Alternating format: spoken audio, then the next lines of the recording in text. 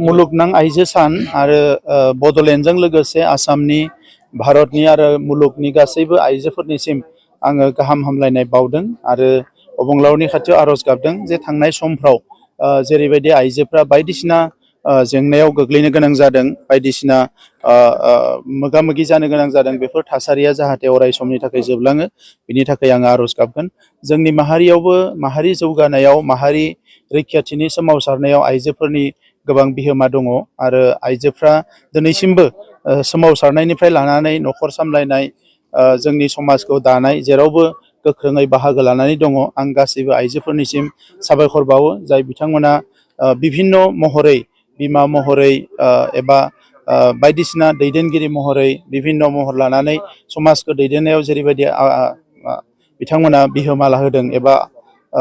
बाहागो लादों बेनि थाखाय आं बिथांमोननो साबायखर बावो दिनै UPPL नि जोंनि आइजो सेलआ चिरां जिल्लायाव सेन्ट्रेलि मोनसे आइजो सानखौ गिदिरै फालिदों जों बेवहाय बयबो बाहागो लानो फैदों आरो दायो थुक्राझार बालिपारायाव मोनसे हेन्डलुम क्लास्टार सेन्टार दिनै गायसनदों बे ओनसोलनि आइजोफ्रा बाहेरायाव थाङालासिनो गावनि जायगायावनो थानानै दानाय लुनायनि गेजेरजों बोरैहाय रां खामायनो हायो बिनि थाखाय मोनसे बेवहाय हाबाफारि लानाय जादों आं मिजिंथिदों बे क्लास्टार सेन्टाराव बे ओनसोलनि गासैबो आइजोफ्रा बाहागो लानो हागोन आरो बेनि गेजेरजोंनो दानाय लुनाय हाबाफारियाव बिथांमोनाबो जड़ित जानानै बाहागो लानानै गावबा गावनि न'खरनि रांखान्थिखौ गोख्रों खालामनो हागोन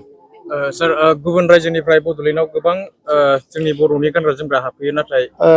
बियो गोबाव समनिफ्रायनो जादों मानोना दानाय लुनाया जोंनियाव जेला खमायलांबाय बे बाहेरनिफ्राय फैयो दा बेनिखायनो थांनाय बोसोरनिफ्राय जों गोबां क्लास्टार गायसननायखौ आखायाव लादों आरो देग्लायबो जोङो क्लास्टार गायसनदों फैगोन बोसोरावबो गायसनगोन 3 लाख जोंनियाव जि दाग्रा आइजोफोर दङ आरो बेनि बांसिनानो जोंनि माहारिनि दा बे 3 लाख जि दाग्राखौ जोङो बोरैहाय बारायनो हायो आरो बे 3 लाखा बोरैहाय दानाय लुनायाव मुखुब जानानै बिथांमोना रांखान्थिखौ गोख्रों खालामनो हायो बेखौ नोजोर बोनानै जोङो हेन्डलुम मिशन मोनसे जागायदों आरो बे हेन्डलुम मिशननि गेजेरजोंनो रांखान्थि जौगानायनि थाखाय आइजोफ्रा बोरैहाय हाबा मावनो हायो बेखौ जोङो मोगथाङाव महर होनो थाखाय थांगासिनो दङ सर 2021 आव